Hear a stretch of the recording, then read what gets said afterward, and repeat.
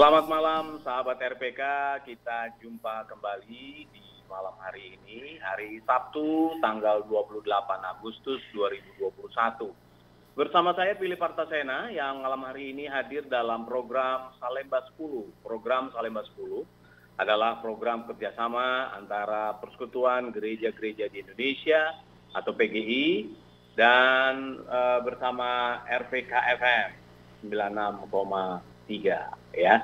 Baik, malam hari ini kita akan berbincang, temanya sudah ada nih sahabat RPK, Anda bisa mengikutinya kegiatan ini. Temanya malam hari ini adalah penghinaan agama merusak toleransi, gitu ya, merusakkan toleransi.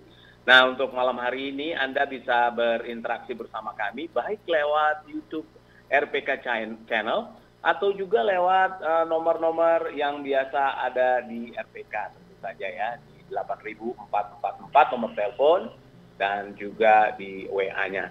Baik, malam hari ini saya tidak sendiri, ada Bapak Pendeta Jimmy Sormin, Sekretaris Eksekutif Bidang Kesaksian dan Keutuhan Ciptaan atau KKC Persekutuan Gereja-Gereja di Indonesia yang sudah bergabung lewat Skype malam hari ini. Selamat malam, Bung Pendeta.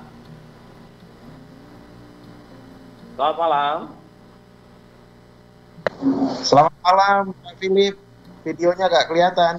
Iya, ini ada gangguan sinyal di Bogor kurang bagus, jadi saya langsung suaranya saja ya. Oke, Bung Jimmy, sehat-sehat ya? Oh, kalau gitu juga saya suaranya. Ya, ini nampak wajah Anda ada di layar YouTube, jadi saya melihatnya langsung dari layar YouTube. Keren sekali. Oke. Sehat-sehat Anda ya? Sehat, puji Tuhan. Mantap. Oke, Pendeta Jimmy, ini kita bicara soal penghinaan agama merusak toleransi. Ini dalam sepekan saja, ini kasus penghinaan terhadap agama ini cukup ramai dibicarakan lewat media. Bahkan salah satu kasusnya yang sudah diamankan kepolisian, yaitu Bapak Muhammad Kece atau MK yang baru-baru lalu ditangkap oleh pihak kepolisian dan juga dilanjutkan dengan Yahya Waloni. Nah, ini menarik nih. Kenapa? Karena kasus-kasus penghinaan terhadap agama tertentu masih terjadi di Indonesia. Yang paling hangat ya, tadi yang saya sebutkan. Nah, kondisi ini menurut Anda nih ya, dari PGI, dari bidang KKC, PGI, bagaimana sih menanggapi hal ini? Ada banyak ujaran-ujaran atau konten-konten yang diproduksi lalu disebarkan lewat media sosial, khususnya konten-konten penghinaan agama. Boleh Anda memberikan tanggapan atau cerita kondisi hal ini? Silakan, Pendeta Jimmy. Ya, terima kasih Pak Philip. Kita sudah mengeluarkan sebuah rilis beberapa hari lalu terkait persoalan yang memang akhir-akhir ini seperti ada kecenderungan dimulai dari yang konversi, artinya berpindah keyakinan ke keyakinan yang lain, kemudian menghina atau merendahkan, melihat secara diskriminatif keyakinan yang sebelumnya, sehingga hal itu jadi balas-membalas satu sama lainnya. Namun memang jauh sebelumnya persoalan penghinaan itu juga memang terjadi, dan barangkali ada sebagian yang itu terjadi dalam sebuah ruangan atau komunitas, namun ada yang kemudian merekam dan kemudian menguploadnya ke YouTube atau media sosial lainnya. Tapi ada juga yang dengan sengaja mengunggah itu dengan cara sadar gitu ya, dan untuk memang memprovokasi. Nah, persoalan-persoalan ini memang tidak sejalan dengan apa yang kita cita-citakan bersama untuk hidup adil, harmonis, saling bergotong royong seperti itu, dan harapan untuk bisa membangun moderasi beragama tengah-tengah kehidupan bangsa yang menghadapi berbagai tantangan, terutama tantangan ideologi transnasional, persoalan-persoalan sosial yang sekian lama terakumulasi, persoalan-persoalan laten akibat gesekan-gesekan antar perbedaan yang ada, identitas tidak hanya agama tapi juga identitas budaya, dan identitas sosial lainnya. Sehingga yang kita tekankan dalam rilis itu, beberapa hari lalu itu, adalah memang titik tengkar yang ada selama ini, baik yang dengan sengaja ataupun yang mungkin dibahas dalam komunitas tertentu secara tertutup, namun akhirnya keluar juga itu seharusnya bukan lagi menjadi wajah umat beragama di Indonesia, melainkan wajah umat beragama yang dewasa dengan bagaimana melihat titik temu di antara perbedaan. Karena perbedaan adalah sebuah keniscayaan. Tidak ada yang bisa kita tolak. Di dalam keluarga sendiri antara kakak dan adik, orang tua dan anak sudah banyak ada perbedaannya. Dalam hobi, pikiran, atau keinginan, dan seterusnya. Apalagi kita dalam konteks memang budaya, suku, bahasa yang begitu banyak. Dan oleh karenanya titik-titik temu itu yang harus terus ditemukan agar hidup kita terus selaras, kemudian ada hal-hal positif, membangun satu sama lainnya, membawa kemaslahatan, dan bangsa ini boleh bangkit di tengah-tengah situasi bangsa baik dalam keadaan normal atau ke dalam keadaan jaya maupun juga dalam keadaan terpuruk saat ini. Dan poin yang berikutnya adalah bagaimana kita supaya juga mendorong pihak-pihak terkait untuk adil dalam menyikapi persoalan-persoalan, terutama yang memiliki kuasa untuk melakukan sebagai tangan negara untuk memaksa tindakan-tindakan yang tidak terpuji atau tidak patut itu supaya diredam atau dihentikan dengan cara yang pantas gitu ya, bukan hanya sekedar ini hukum positif tangkap ya, terus kejar, cari dan seterusnya, tapi bagaimana kita bisa menemukan kembali modal sosial kita dan penegak-penegak hukum juga mengedepankan dialog, lalu menekankan itu dan memberikan keadilan. Jangan sampai ada pihak-pihak seperti gereja yang selama ini misalnya yang dibakar, yang ditutup atau tidak diberikan izin, lalu kemudian dihina dan sebagainya. Pihak-pihak demikian tidak dilanjuti dengan hal-hal yang patut atau yang seharusnya ditegakkan dalam sistem hukum, melainkan ketika pihak-pihak yang terdiskriminasi, yang yang terabaikan ini, yang kecil ini, ketika bersuara kemudian ujuk-ujuk karena ada laporan oleh sekelompok komunitas atau orang, kemudian ditangkap atau diproses secara hukum.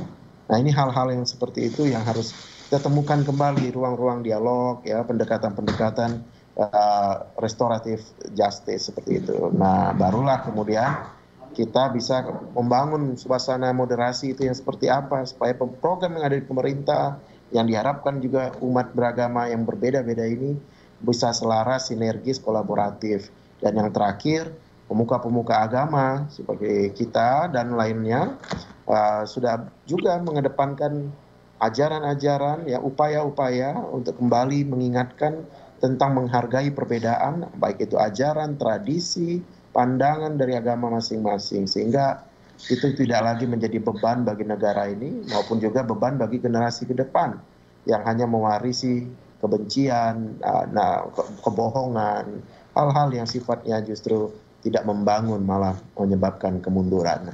Begitu, Bung Philip. Iya, menarik ini, Bung Pendeta.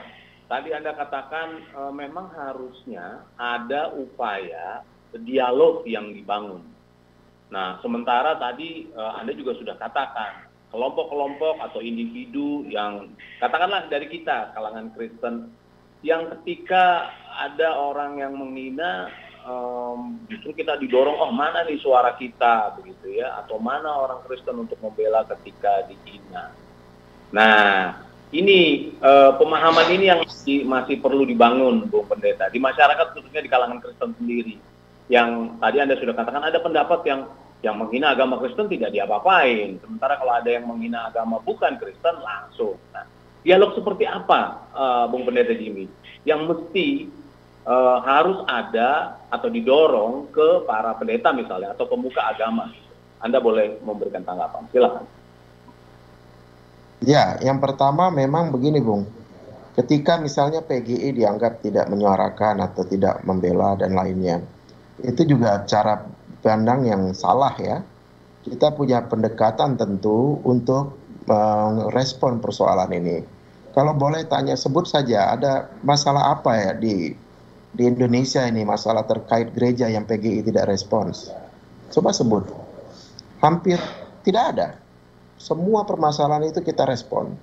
Ada yang memang dipublikasikan, ada yang tidak. Dalam rangka untuk mencapai tujuan yang diharapkan. Kalau ada yang langsung mengeksplorasi dan lain sebagainya, akan mengembangkan persoalan dan kemudian membuat apa yang kita harapkan itu, hasil yang kita harapkan itu justru kontraproduktif, tidak terjadi atau justru menyebabkan hal-hal yang tidak diinginkan lainnya. Lalu yang berikutnya, itu sah-sah saja ada perasaan seperti itu. Memang selama ini yang terjadi demikian, ada merasa ketidakadilan yang seharusnya diharapkan, di mana dalam konstitusi kita setiap umat beragama, apapun keyakinannya, dilindungi oleh negara ini, oleh konstitusi ini yang ada di negara ini, yang mewajibkan aparat negara untuk menegakkannya. Namun ternyata banyak juga perihal-perihal yang terjadi yang tidak menggambarkan itu. Ada banyak persekusi atau diskriminasi, ada banyak pelarangan, ada banyak penghinaan dan seterusnya yang seperti dibiarkan, dan itu menahun, dan akhirnya perasaan-perasaan kecewa itu ada, dan itu maklum terjadi. Dan oleh karenanya dialog yang dimaksud di sini adalah memang dialog yang dimulai dari ada pihak-pihak, terutama dari pemerintah, yang memberikan kesempatan untuk menjembatani antar pihak yang dianggap berselisih, berbeda pandangan, dan yang menjadi ujung tombak dari kepemimpinan atau cukup representatif dari pihak-pihak atau komunitas atau umat yang dianggap bergesekan tersebut. Sehingga dengan metode seperti itu, dan juga ada itikat baik untuk berubah pasca dialog, ini akan menjadi justru pelajaran bagi komunitas berikutnya atau generasi berikutnya untuk mengedepankan musyawarah, untuk mengedepankan upaya-upaya yang lebih memperjuangkan keadilan, tapi dengan cara yang bermoral, yang tidak hanya sekedar cara yang mengedepankan hukum positif seperti itu. Karena kalau kita hanya menekankan hukum positif, yang bermasalah kemudian adalah negara ini dibebani, disibukkan hanya mengurus hal-hal yang bagi saya yang tidak terlalu prinsipil dibandingkan bagaimana untuk memenuhi kebutuhan agar masyarakat tidak lapar, tidak sengsara oleh karena sakit penyakit, tidak mengalami penderitaan karena tidak terdidik dan seterusnya. Itu yang lebih substansial atau kritikal yang harus dilakukan. Dan oleh karena itu dialog-dialog itu kita juga tentu perlu berproses. Tidak ada harga mati dialog yang seperti ini yang paling efektif. Kita terus saling mencari mencari formulasi yang tepat, belajar dari proses tentunya satu sama lain. Dan pasti akan banyak yang menjadi pemaknaan atau hal-hal yang baik untuk diwariskan melalui proses-proses tersebut. Baik, oke, Bung Pendeta Jimmy, kita break dulu karena tanda waktu. Setelah itu kita akan kembali lagi. Tetaplah. Terima kasih. Sahabat RPK, Anda kembali bersama kami dalam program Salemba 10 kerjasama Persekutuan Gereja-Gereja di Indonesia dan Radio RPK. Malam hari ini masih kita membahas soal tema penghinaan agama merusak toleransi. Masih bersama Sekretaris Eksekutif Bidang Kesaksian dan Ciptaan KKC PGI, Pendeta Jimmy Sormin. Pendeta Jimmy masih bersama kami? Ya. Oke. Bisa dengar saya? Baik, ya, sangat jelas. Untuk Anda, sahabat RPK yang ingin bertanya, boleh lewat WA atau SMS Center di 0813 0813 9800 444 ya, silakan saja. Nah, Pendeta Jimmy, saya bertanya lagi nih terusnya nih atau berikutnya, karena ada beberapa juga tanggapan dari YouTube atau penonton dari YouTube. Ini berkaitan dengan media sosial atau aplikasi-aplikasi media sosial yang dipakai atau digunakan untuk menyebarkan konten-konten keagamaan. Tetapi juga ada sejumlah pihak atau sejumlah oknum individu yang membuat konten-konten keagamaan justru menyerang begitu ya. Padahal pemerintah misalnya lewat Kementerian Kominfo itu sedang menggalakkan untuk menjadikan dunia maya ini atau dunia digital, internet ini dunia yang sehat gitu ya. Nah, Anda melihatnya seperti apa? Konten-konten di aplikasi-aplikasi media sosial seperti YouTube, IG, TikTok, Twitter, Facebook, yang memang digunakan sebagai sarana untuk menghina agama lain, atau menjelekkan agama lain, atau menjelekkan individu dan seterusnya. Bagaimana menurut Anda? Silakan. Ya, yang namanya media itu tergantung penggunanya ya. Pisau di tangan orang yang tepat akan bermanfaat untuk yang baik, untuk memasak, untuk orang yang membutuhkan makan, untuk memotong benda-benda yang dibutuhkan membantu pekerjaan, ataupun yang lainnya. Tapi jika di tangan orang yang memang berniat buruk atau bermaksud buruk, ya bisa menyakiti orang lain, melukai orang lain, bahkan juga mengancam kehidupan orang lain. Hal itu juga terjadi bagi dalam media sosial misalnya, yang diharapkan untuk membangun kebersamaan dalam sosial yang adalah dunia yang global village ini ya, satu sama lain boleh terhubung, boleh berbagi nilai, pengetahuan dan seterusnya.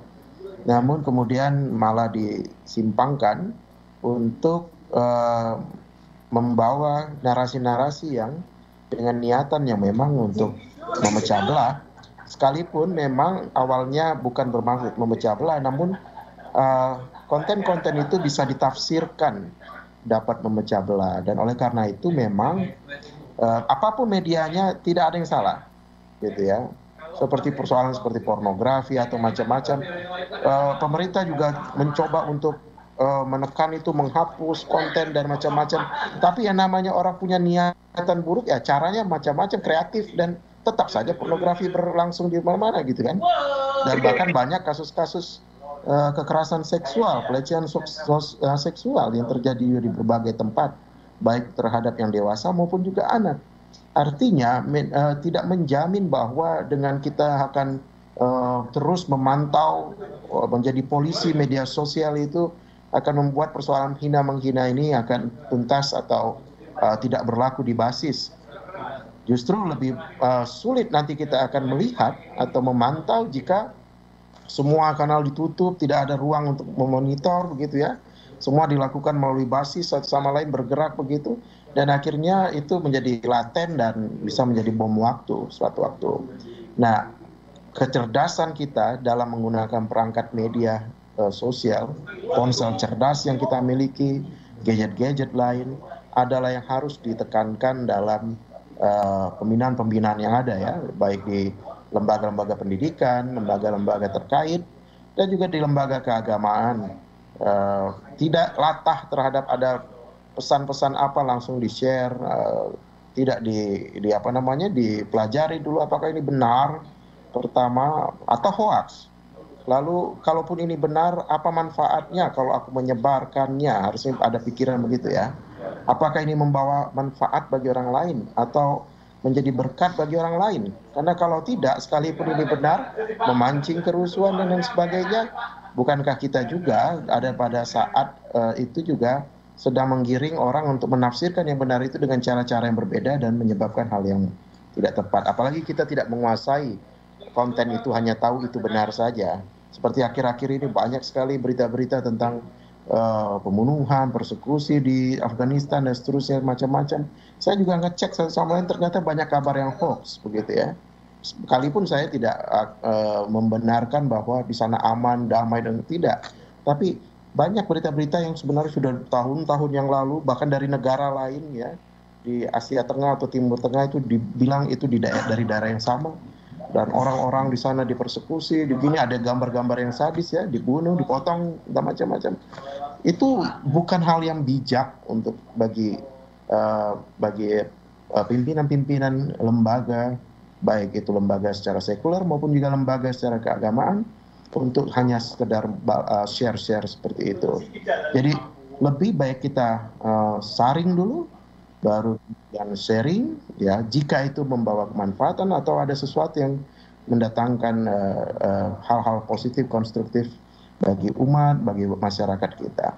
Bukan ujuk-ujuk langsung, wah ini karena kita senang konten ini kita share dan sebagainya. Kita harus lebih cerdas dalam memanfaatkan itu. Oke, Begitu. menarik. Iya, selain kecakapan digital yang harus dikuasai oleh masyarakat, khususnya pemuka agama, sehingga tadi yang Anda sampaikan bahwa perlu juga memikirkan apa yang akan kita sharing atau apa yang kita sebar. Nah, masih berkaitan itu, ada juga pemerintah mengeluarkan undang-undang ITE yang sedikit banyak memang bisa menjerat siapapun juga, apakah itu pemuka agama, masyarakat biasa, ketika menyampaikan atau menyebarkan konten-konten yang negatif. Persoalannya, apakah gereja juga sudah ikut kira-kira mensosialisasikan hal-hal seperti ini, Bung Pendeta Jimmy? Karena sepengetahuan saya begitu ya, ketika banyak berbicara dengan para pendeta, ya nggak pernah juga diberikan hal-hal seperti itu. Gereja tidak pernah menyampaikan sedikit pun tentang hal itu. Tapi kalau bicara soal, wah ini ada kejadian ini, wah apa gereja tidak cepat untuk meresponnya, itu cepat banget. Anda melihatnya seperti apa? Apakah itu memang pembinaan khusus dengan materi-materi seperti itu, Bung Pendeta? Silakan. Ya, hemat saya, ketika pemerintah mensosialisasikan sejak awal tentang itu, undang-undang ini, walaupun memang ada pro dan kontra ya tentang undang-undang ini, tapi ketika itu disosialisasikan dan PGI ambil bagian juga dalam diskusi-diskusi seperti itu, juga turut mendiskusikan tentang perihal UU ITE ini di lingkungan gereja. Namun memang dalam skop yang barangkali terbatas karena kepesertaannya, tetapi diharapkan pasca itu setiap yang hadir, baik dalam bentuk persidangan ataupun juga seminar atau pembinaan seperti itu, kemudian bisa menyampaikan itu pada pihak-pihak terkait. Tapi pada hemat saya, Bung Philip, warga gereja atau warga masyarakat umum sudah tahu sebenarnya tentang UU ITE ini. Kalau memang belum tentu mendalami. Tahu bahwa ketika menyampaikan hate speech gitu ya, ataupun hoax, ataupun hal yang bersifat mengganggu kenyamanan orang lain dan seterusnya, itu bisa membuatnya terancam sesuatu. Namun sekali lagi ya, ada juga pribadi-pribadi yang tidak merasa itu sesuatu yang terlalu menjadi persoalan bagi dirinya. Dia siap menghadapi itu atau menganggap enteng, tidak mungkin itu ditegakkan kalau di sini, atau merasa ini nggak mungkin akan ditemukan karena saya punya akun-akun yang bisa disamarkan dan ini dan itu. Padahal dengan teknologi yang canggih bisa saja dijejaki atau dicari itu dengan baik oleh teman-teman di Kominfo seperti itu. Nah, hal seperti ini memang tetap diperlukan, Bung Philip, oleh media kita, termasuk media PGI, untuk terus mengingatkan bagaimana kita peka terhadap narasi-narasi yang kita keluarkan. Apakah itu akan mengandung sesuatu yang membahayakan diri sendiri atau lembaga, atau juga dapat membahayakan diri orang lain atau lembaga lain oleh karena narasi yang kita keluarkan itu. Dan lebih-lebih apakah itu akan membahayakan atau mengganggu kehidupan bermasyarakat kita, berbangsa dan bernegara, dalam kehidupan antar umat seperti itu. Dalam konteks tema yang kita bahas saat ini ya, tentunya. Begitu, Bung. Baik Bung Pendeta Jimmy. Kita jeda dulu lagi. Ada beberapa pertanyaan yang sudah masuk ke ruang redaksi, akan saya tanyakan kepada Anda. Sahabat RPK, Anda kembali lagi bersama kami dalam program Salemba 10 di kesempatan malam hari ini. Hari Sabtu tanggal 28 Agustus 2021 masih bersama dengan Pendeta Jimmy Sormin, Sekretaris Eksekutif Bidang KKC Persekutuan Gereja-Gereja Indonesia. Yang malam hari ini topik pembincangan kita atau malam hari ini perbincangan kita soal aksi penghinaan agama merusakkan toleransi. Nah, Pendeta Jimmy, ini ada pertanyaan yang sudah disampaikan oleh sahabat RPK, salah satunya dari Tiranda Masiara ini. Katanya, Pendeta Jimmy, lebih penting semua agama bergandengan tangan menghapus SKB 2 Menteri soal pendirian rumah ibadah dan bisa memberikan pencerahan penghinaan agama kaitannya dengan media dan undang-undang ITE. Nah, ini tadi sudah kita bahas ya, mungkin soal SKB 2 Menteri ini katanya juga bisa menjadi salah satu pemicu ini. Boleh Anda menanggapi ini, Bung Pendeta Jimmy? Silakan. Ya, mungkin yang istilah tepatnya bukan SKB 2 Menteri ya, tapi peraturan bersama Menteri tentang pendirian rumah ibadah ya. Mungkin itu yang dimaksud. Ya. Betul ya? Ya, silakan Bung, silakan. Oke. Jadi memang prinsipnya sebenarnya peraturan bersama itu waktu pembentukannya banyak merangkul atau meminta aspirasi juga dari tokoh-tokoh agama. Ya memang ada polemik ya di lapangan itu, dan polemik itu diharapkan, sebenarnya ini semangatnya peraturan bersama itu adalah memfasilitasi dan melindungi komunitas yang dianggap minor atau kecil agar dapat difasilitasi oleh negara. Misalnya dengan syarat-syarat tertentu yang tak terpenuhi, ada klausul yang mengatakan haruslah negara memfasilitasi. Baik itu dalam bentuk misalnya di ruang lingkup atau di lingkungan fasilitas negara sendiri, atau dalam bentuk bagian-bagian yang bisa dipersembahkan untuk warga atau umat beragama bisa beribadah sebagaimana yang dilindungi oleh konstitusi. Itu yang sebenarnya semangat ya, untuk melindungi, untuk memfasilitasi. Namun memang akhir-akhir ini dan setelah itu ya berkembang menggunakan itu peraturan bersama itu untuk kemudian menjadi tameng, berlindung dari inilah kami menggunakan ini, makanya kalian tidak boleh mendirikan rumah ibadah, tidak boleh ini dan itu dan seterusnya. Padahal itu semangat yang salah, baik itu dari kelompok yang menyerang maupun juga pemerintah lokal yang tidak memahami itu semangat dari peraturan bersama itu. Dan oleh karenanya kalau secara pribadi saya melihat bukan untuk menutup atau menyetop atau menghapuskan peraturan bersama itu, melainkan yang harus dilakukan adalah mengevaluasi dan merevisi bagian-bagian mana yang selama ini mungkin multitafsir yang sulit dijalani, sehingga semangat untuk melindungi dan memfasilitasi itu tidak lagi ada kesalahtafsiran atau kesulitan untuk mengimplementasikannya pada tingkatan daerah misalnya, tingkatan lokal. Karena memang kita tahu bahwa tidak semua aparat negara kita ini memahami perspektif HAM yang baik, begitu, lalu lebih mengedepankan keamanan dan ketertiban, Kamtipmas begitu ya. Ujuk-ujuk tiba-tiba ada yang menyerang, bukan yang melindungi yang diserang, malah melindungi atau membela yang penyerang supaya ibadahnya stop saja demi keamanan dan ketertiban. Tidak ada kegaduhan dan seterusnya. Malah yang harusnya dilindungi di stop dan tidak diberikan fasilitas itu. Nah ini yang harus diubah cara berpikir begitu. Jadi menurut hemat saya ada harus studi khusus mendalam, komprehensif tentang peraturan bersama ini, apa-apa yang selama ini dianggap lebih atau justru sangat kurang untuk kemudian direvisi, diperbaiki. Dan akhir-akhir ini malah ada yang bersemangat supaya peraturan bersama ini ditingkatkan menjadi peraturan atau bisa jadi menjadi PP atau sebagai apa, di-upgrade statusnya seperti itu. Nah kita nggak terlalu melihat itu menjadi hal yang krusial bahwa dinaikkan tingkatnya atau di-upgrade statusnya, tapi justru lebih bagaimana konten itu dulu, semangat itu dulu, jika ada yang perlu dievaluasi ya direvisi dan diimplementasikan dengan tepat dan benar di lapangan.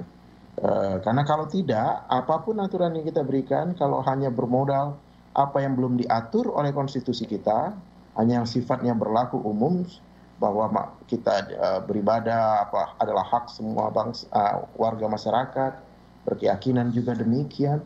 Namun ada hal-hal yang sifatnya untuk mengatur, mengelola lebih teknis, lebih detail, ataupun juga dalam rangka ada hal-hal yang memang harus dibatasi. Jangan sampai hak kita untuk beribadah itu juga mengurangi hak orang lain dalam beribadah atau merasakan kenyamanannya di dalam peribadahan. Jadi hak itu juga harus ada di mana memang dibuka secara luas dan kemudian dihargai, dipenuhi, dilindungi. Tapi ada juga dalam hal-hal tertentu dengan adanya beragam kepentingan dan juga berbagai aspek yang harus diperhatikan, itu juga perlu dibatasi, dan yang harus membatasi itu adalah negara dalam rangka mengatur, mengelola, dan menciptakan keadilan dan kedamaian itu atau kesejahteraan bagi seluruh rakyat Indonesia. Itulah fungsinya negara dalam mengelola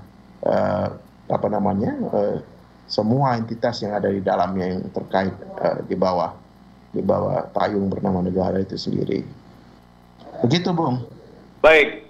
Pertanyaan berikut ini, waktunya memang sudah pendek. Bagaimana sebenarnya? Saya terlalu panjang jawabnya ya. Saya akan pendek-pendek kalau gitu.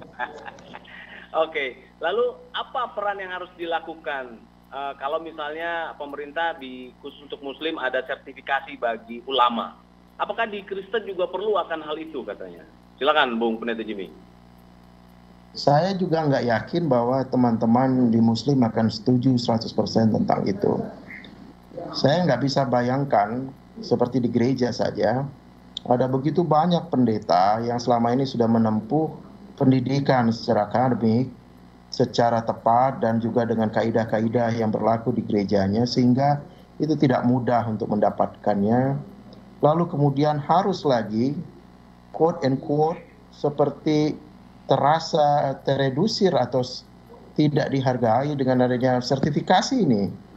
Lebih-lebih ini hanya akan menguras waktu bagi negara, belum lagi anggaran, belum lagi ada kepentingan-kepentingan ketika ada hal yang menyeleweng atau ketidakmampuan aparatur negara untuk menegakkannya.